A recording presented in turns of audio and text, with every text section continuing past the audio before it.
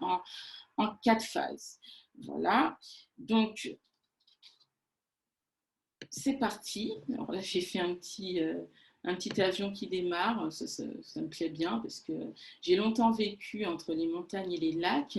Donc voilà, là, vous avez un petit avion. Voilà, un petit planeur et c'est intéressant pour démarrer.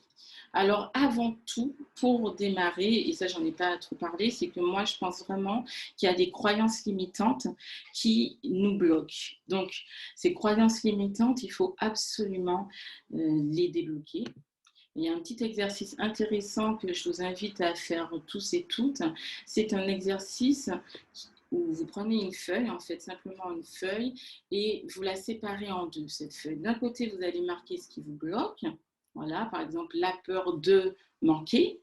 Je doute de ne pas y arriver, ou mon entourage doute de moi, enfin bref. Et de l'autre côté, je suis légitime, parce que vous avez le plus souvent, certainement, une forte expérience et vous doutez. Voilà, vous avez quand même peur. Donc, cette fiche, ça vous permet d'avancer. Hein, donc, vous commencez tout doucement, un jour après l'autre, et vous démarrez par 10 bonnes raisons. Je suis légitime parce que ben, j'ai travaillé, là, c'est des exemples que je donne, j'ai travaillé pendant 10 ans, pendant 20 ans, voilà, dans une structure. Voilà. J'ai aidé nombreux entrepreneurs, voilà, j'ai les compétences et vous développez ces différentes raisons légitimes qui font que vous êtes la bonne personne pour réussir tout simplement dans votre business. Voilà. Donc c'est un exercice simple à faire, donc là je l'ai marqué comme ça, on ne pourra pas trop le développer. Je vais essayer d'aller assez rapidement, il ne faut pas hésiter à me noter des choses si vous trouvez que ce n'est pas assez rapide, sachant qu'il y aura un replay, hein, je l'enregistre pour que vous ayez la possibilité de le réécouter. Donc là, vous aurez la possibilité de le réécouter. Alors, à chaque fois, je regarde aussi ceux qui s'inscrivent, ceux qui ne peuvent pas. C'est un peu compliqué hein, parce que moi, Zoom, je n'ai jamais utilisé. Alors, j'avoue que là, c'est la première fois pour moi Zoom et j'essaierai peut-être d'autres plateformes. Hein, si vous en avez aussi à me conseiller, n'hésitez pas. Donc, on débute par les valeurs. Pourquoi parler des valeurs aujourd'hui ? Pourquoi déterminer aussi vos valeurs ? Quelles sont vos valeurs ? Et des valeurs personnelles, pourquoi il est important de passer aux valeurs professionnelles, les valeurs défendues par votre entreprise. Ça va vous permettre de construire la suite. Donc, finalement, vous voyez, c'est très simple, il faut partir de la base. Alors, qu'est-ce qu'une valeur et pourquoi en parler ? Alors, donc, tout simplement, il faut savoir que les valeurs, eh ben, dans tous les cas, c'est déterminant parce que vous avez certainement grandi, vous avez une éducation, vos parents vous ont transmis des valeurs et c'est ces valeurs-là qui vous guident. Voilà. Donc là, je lis les quelques définitions du Larousse sur les valeurs. Qu'est-ce qui est posé, une valeur, ce qui est posé comme bien, vrai ou encore beau pour une personne, ou les valeurs pour Wikipédia, ce sont des principes auxquels doivent tendre les individus, tout simplement.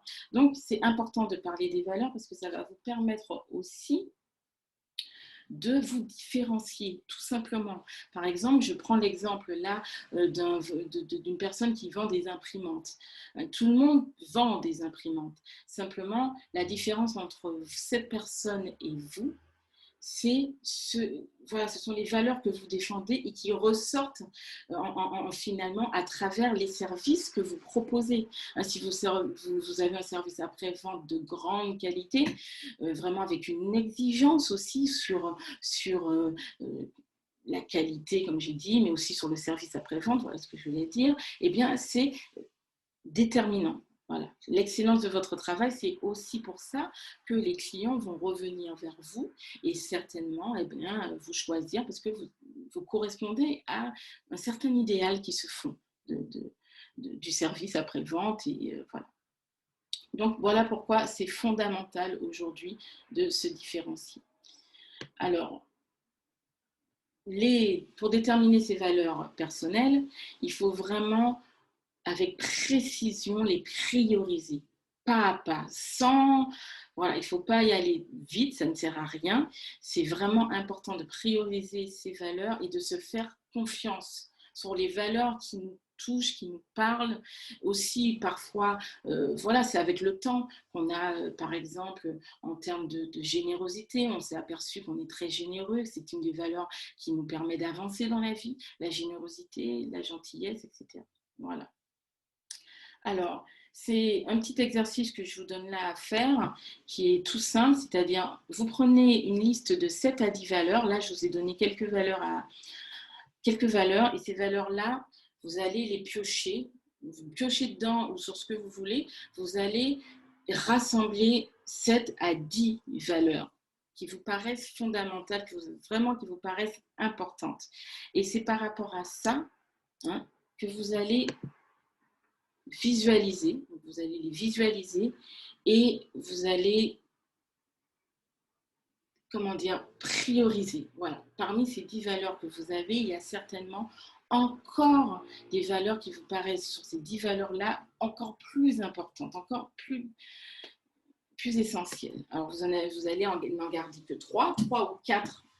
Hein, et vous allez devoir détailler le pourquoi de l'importance de ces valeurs pour vous. Donc, une fois que vous avez fait ça, alors je ne vous dis pas de le faire tout de suite parce que ça demande des fois du temps. Il faut absolument que vous puissiez appliquer cet exercice de façon tranquille, donc même après ce webinaire, parce que c'est ce qui va vous permettre d'avancer sur le reste. Le reste, on va aller assez vite, mais c'est important.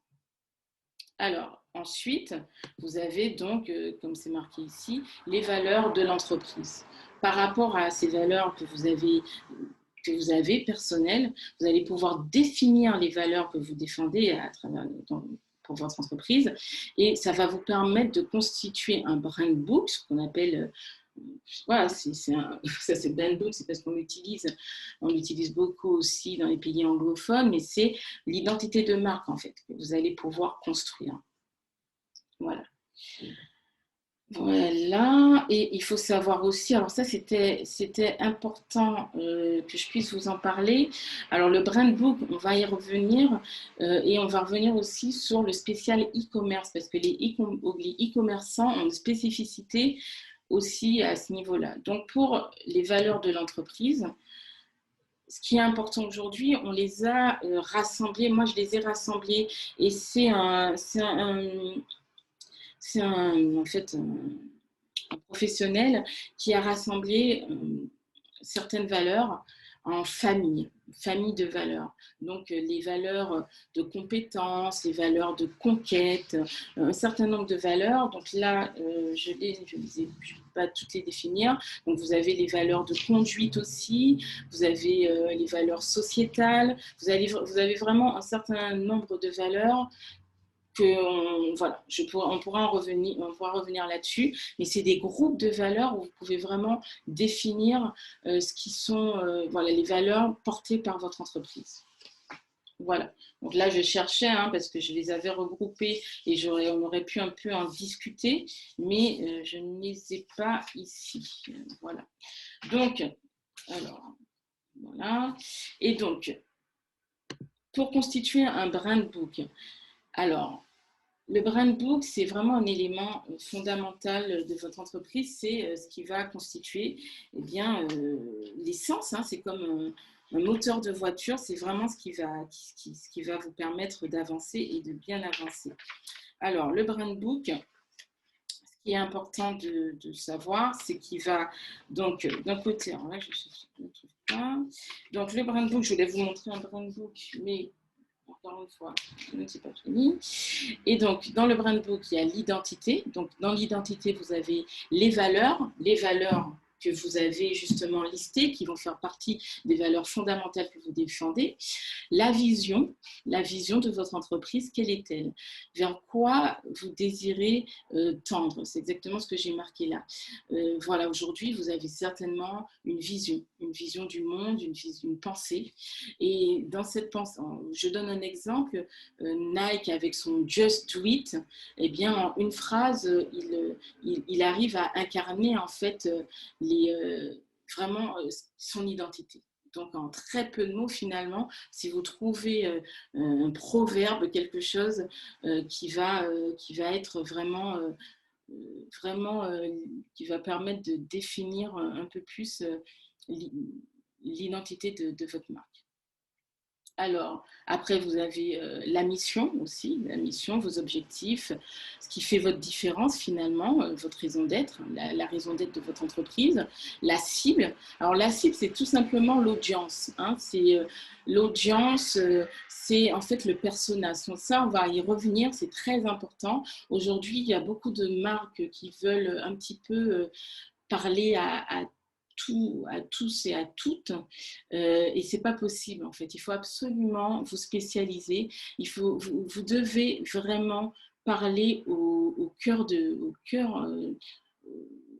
cœur de comment dire de votre cible. Alors attendez, c'est parce qu'en même temps alors il y a, il y a des connexions qui n'arrivent pas à se faire.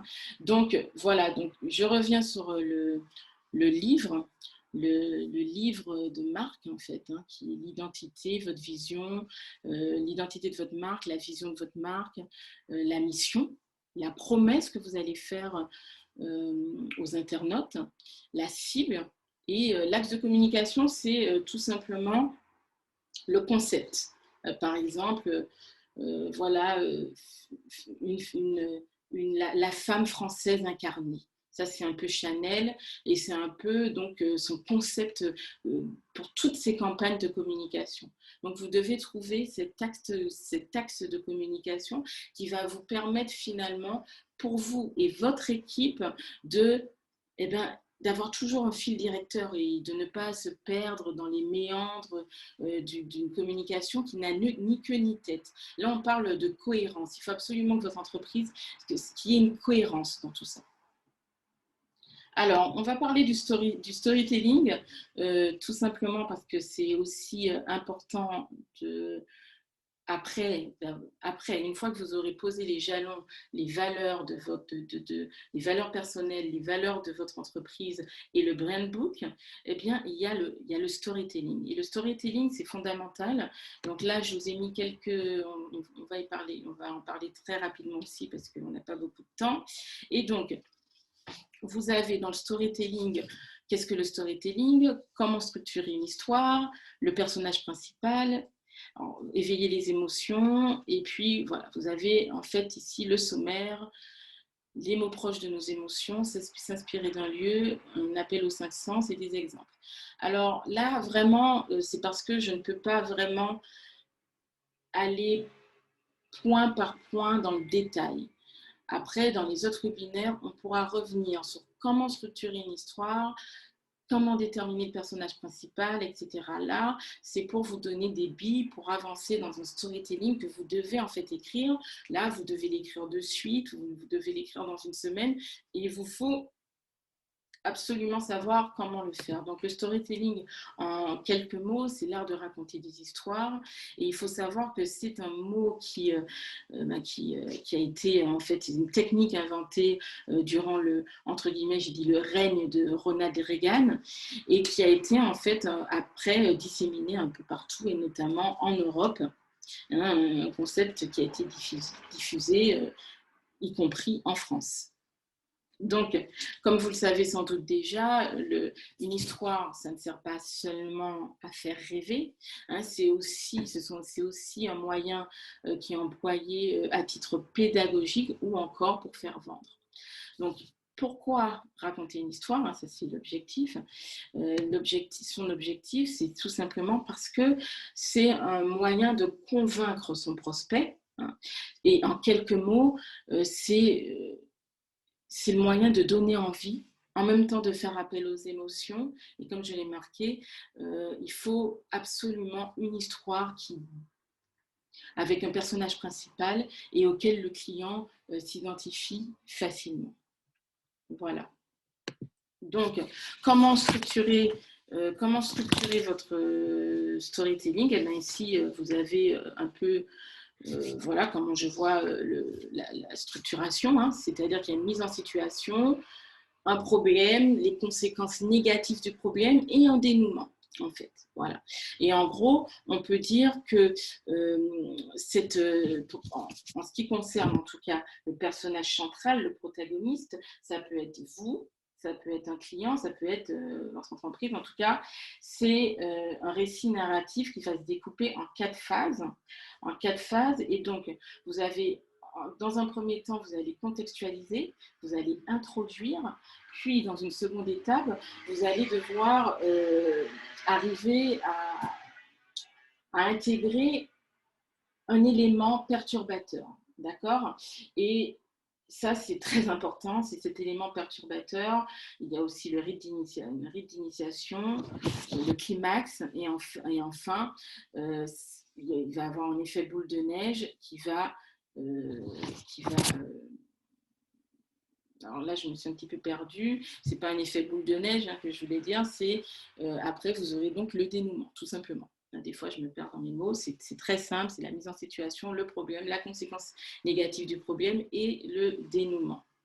Alors, on va commencer avec le personnage principal. Alors, le client doit s'identifier absolument au personnage principal et c'est pour ça, alors c'est pas obligé, c'est une méthode que j'ai, mais c'est vrai que comme il doit ressentir des émotions, les mêmes émotions que ce héros, à peu de choses près, il doit aussi également avoir de l'empathie, ce que j'appelle vraiment de l'empathie pour ce personnage de fiction. C'est intéressant de se pencher sur le persona. Donc pour ceux qui s'y connaissent et qui sont un peu habitués, alors le persona c'est tout simplement c'est simplement un prototype d'une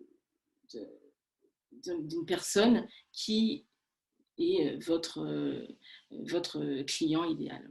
Voilà, donc là j'ai marqué comment déterminer, là c'est vraiment le persona, comment on peut finalement très rapidement le constituer.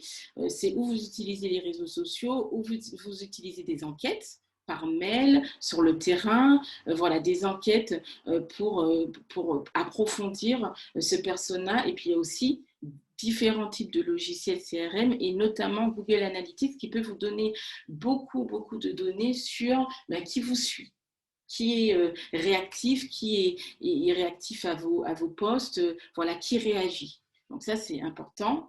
Et de la même manière, là, j'ai marqué un peu, voilà, comment vous pouvez constituer ce persona, quelles questions vous pouvez lui poser. Et là, en gros, vous pouvez lui poser des questions sur sa vie personnelle comme sur sa vie professionnelle et également sur ses liens avec le produit. Si vous avez des clients, déjà, vous pouvez constituer une base et arriver à rassembler des données sur votre persona, si vous ne l'avez pas déjà fait, hein, bien évidemment. Donc, une fois que vous avez rassemblé ces informations, vous pouvez créer une fiche d'identité et vous aurez votre persona. Alors là, j'ai mis un lien et ce lien-là peut être hyper intéressant. C'est un lien d'un entrepreneur qui vous mâche le travail et vous pouvez créer votre persona type. Donc, vous voyez, ce n'est pas si compliqué que ça. Et je dirais même qu'en 2 semaines, 3 semaines, vous pouvez être à même de constituer votre persona. C'est fondamental et c'est ça pour moi qui peut vous aider à construire aussi le personnage principal de votre histoire. Voilà. Donc, après ce personnage principal, vous avez différentes choses. Et alors là, je me suis un peu emmêlé les pinceaux, j'ai l'impression. Ah non, c'est là. Donc, on va passer plutôt sur le... Voilà. D'abord, il faut éveiller des émotions. Mais en gros, parce que j'ai dû rectifier 2-3 choses et ça a sauté, dans un premier temps, il y a le décor. Donc là, le décor, c'est vraiment la première étape, c'est pour décrire une situation. D'accord? Mais en quelques phrases, vous devez embarquer votre lecteur. Donc ça, c'est fondamental. Vous devez embarquer votre lecteur avec vous et dans votre histoire.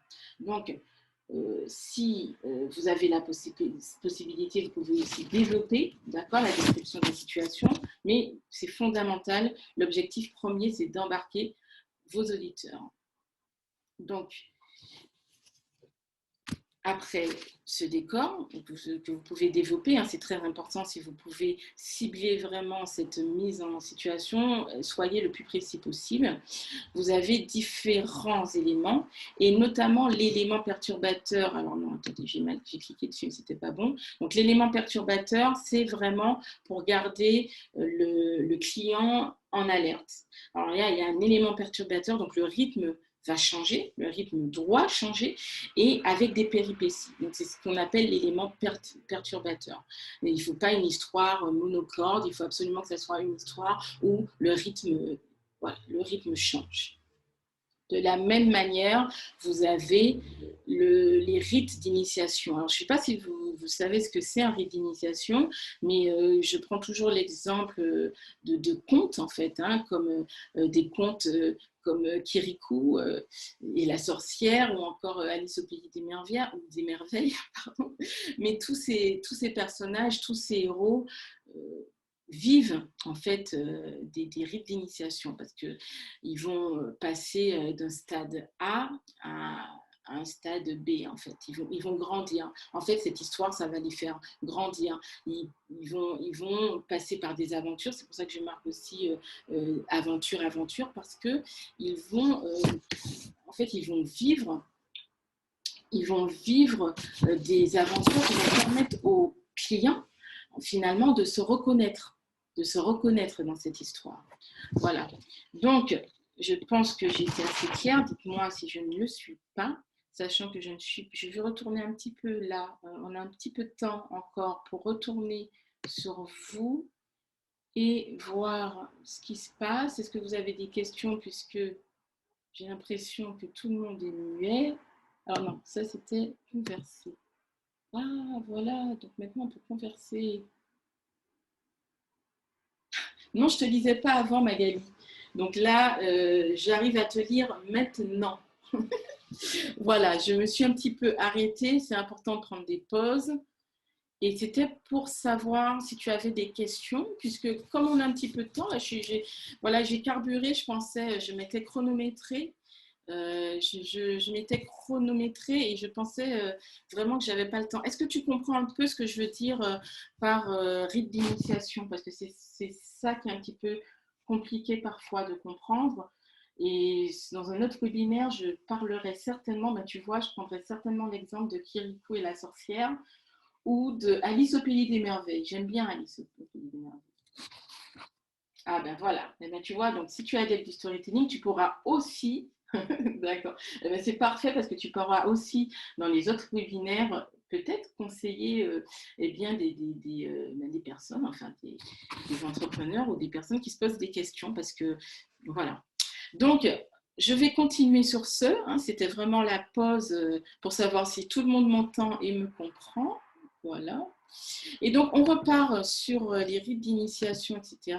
Attends, j'essaie de fermer ça, je n'y arrive pas.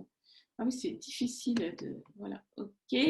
Donc, est-ce que vous m'avez suivi jusque-là? Si vous m'avez suivi jusque-là, tant mieux, parce qu'on va passer donc au climax. Donc, le climax, j'avais fait une petite... Eh bien voilà, tout simplement. Eh bien voilà, j'ai défini là sur Majapo, qu'est-ce qu'un climax?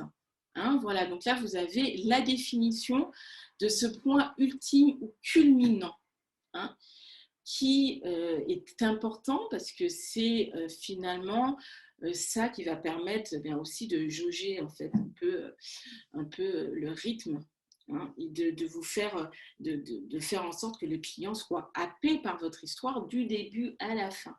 Alors je ne dis pas, bien entendu, toutes les histoires et tous les storytelling, Magali pourra vous dire la même chose, sont différentes. Donc, on ne vous dit pas de faire un Alice au pays des merveilles ou un Kirikou et la petite sorcière, non, pas du tout.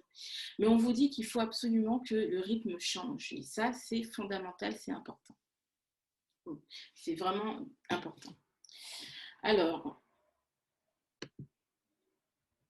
et puis, donc je termine par la solution finale. La solution finale, en fait, c'est juste la fin, hein. Une solution finale explicite, c'est juste une fin comme ils vécurent heureux et eurent beaucoup d'enfants. Voilà. Donc c'est un peu une des fins possibles. Il y a énormément de fins possibles et c'est important si vous voulez que voilà, ça redescende un peu à la fin avec la description, en fait, ce que j'appelle la description de la routine qui s'installe après toutes ces péripéties, toutes ces aventures.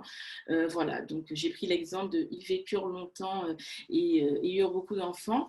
Et il faut terminer systématiquement par une phrase, hein, par une phrase un peu qui permet de retrouver un certain équilibre après le dénouement. Hein, donc c'est important et il ne faut pas forcément faire long. Vous pouvez faire très court en fait. Hein. Souvent vous avez des phrases j'étais tellement nulle en mathématiques, mais un jour j'ai découvert Einstein ou je ne sais pas qui m'a voilà, qui m'a transcendé et qui a transcendé ma manière d'apprendre les sciences. Et voilà, et grâce à ça, j'ai pu voilà, je n'ai plus eu de frustration. Alors là, vraiment, j'improvise, hein, excusez-moi, mais voilà. Donc voilà, la fin, vous devez retrouver un certain équilibre après le dénouement. Et voilà, c'est aussi très important pour terminer en fait ce storytelling, d'avoir la solution finale qu'on appelle la solution finale dite explicite. Voilà, en quelques mots, on y reviendra. Là, c'est parce que le temps est compté et j'aurais bien aimé pouvoir aussi donc parler un petit peu de mes autres petites diapos. Donc, en termes d'écriture, alors moi, je suis vraiment c'est fondamental aussi, un mot là que j'utilise depuis tout à l'heure par exemple, fondamental, essentiel, important, etc. Là, concernant l'éveil des émotions, il faut absolument avoir des mots que vous allez utiliser durant ce storytelling proches de nos émotions. Et alors, il y a une chose importante que je ne vous ai pas dit, mais là, donc, vous avez la diapo sur le fait qu'il faudrait éviter les mots comme faire ou les verbes faire. Voilà, on dit toujours je fais quelque chose, mais il faut essayer de trouver vraiment des verbes, hein, des verbes percutants en étant singulier, donc vraiment trouver précisément les verbes qu'il fiait, on pourrait dire, à votre histoire. Et en même temps, et c'est ça qui est peut-être le plus compliqué, il faut arriver à rester naturel. Il faut arriver à rester naturel avec, comme je marque ici, un ton direct et simple. Il faut que le client puisse comprendre finalement ce storytelling de façon concise, concrète et précise. Voilà, vous devez rentrer dans le vif du sujet le plus vite possible, tout simplement. J'ai d'autres choses à vous dire concernant le storytelling. Donc là, je me suis un petit peu, au niveau des diapos, je pense que la prochaine fois, j'inverserai un petit peu. Mais finalement, vous pouvez, hein, dans ce storytelling, encore une fois, quelques idées. Là, c'est juste quelques idées. Vous inspirer d'un lieu, d'un environnement proche ou éloigné. Là, j'ai donc Magali qui est là, qui pourra m'écrire quelques mots sur la Savoie, la Haute-Savoie, et ce sont des lieux très inspirants. Donc, pour des entrepreneurs qui vivent dans ces environnements, il y a matière vraiment à faire des storytelling percutants, parce que vous êtes dans des lieux inspirants. Pour ma part, d'ailleurs, j'ai écrit un livre sur le sujet, donc je pense que c'est vraiment, il faut arriver à faire avec ce qui nous entoure. Ça, c'est aussi une notion qu'il faut apprendre parfois à retravailler ou redécouvrir. Alors, attendez, voilà, donc là, ça passe vite. Donc, je vais terminer aussi par faire appel aux 5 sens. Là, encore une fois, je ne peux pas aller plus précisément dans le détail, mais faites appel aux sens. Quand vous écrivez un storytelling, vous avez le sens du toucher et de la vue. Alors faites aussi travailler ces différents sens et l'ouïe, la vue, l'odorat, le goût sont des sens qui sont souvent décuplés dans un storytelling parce que, eh bien évidemment, on est à l'affût Le client est à l'affût et c'est très inspirant finalement. Voilà, donc pour terminer, parce que là on me presse un petit peu, donc là il y a des exemples de marques qui sont des marques en fait, hein, des grandes marques, je vais dire, qui se sont vraiment basées sur le storytelling en puissance, on va dire, puisque là, bien évidemment, il y a tous les Coca-Cola que vous connaissez bien. Donc, j'ai donné l'exemple tout à l'heure de Nike, qui, en plus, a vraiment mis en place des publicités, enfin des campagnes de communication avec, en pointant du doigt, comme je le marque, les inégalités et avec l'histoire de personnalités fortes et atypiques. Voilà, c'est du storytelling. Coca-Cola, il y a maintes exemples qui montrent à quel point le storytelling est important. Ça permet aussi aux clients, aux prospects, non seulement d'être attirés, séduits, mais également de se souvenir, et de se souvenir pendant parfois des générations et des générations. Donc là, je donne aussi, pour faire un peu aussi la comparaison, Innocent, qui est une marque beaucoup plus jeune que Coca-Cola, et qui utilise de manière, comme j'ai marqué, un peu fun, simple et naturelle, le storytelling. Donc vous avez différentes manières d'utiliser ce storytelling. Bien entendu, moi, c'est une de mes spécificités d'aider les entrepreneurs à peaufiner leur storytelling, à faire en sorte que ce soit des storytelling percutants. Et c'est pour ça que je puise dans leurs valeurs, dans leur histoire aussi personnelle. Donc tout simplement, il faut absolument puiser aussi dans vos valeurs personnelles, dans les valeurs défendues donc, par votre entreprise et finalement s'inspirer de tout ça pour créer un storytelling absolument impactant et percutant. Mais on y reviendra. Donc là, le temps passe. Je vais passer. Est-ce que vous avez des questions? Alors, il n'y a pas foule de monde, donc on va pouvoir un petit peu discuter. Alors, est-ce que vous avez des questions ou c'était tout? Est-ce que c'était bien dit? Alors là,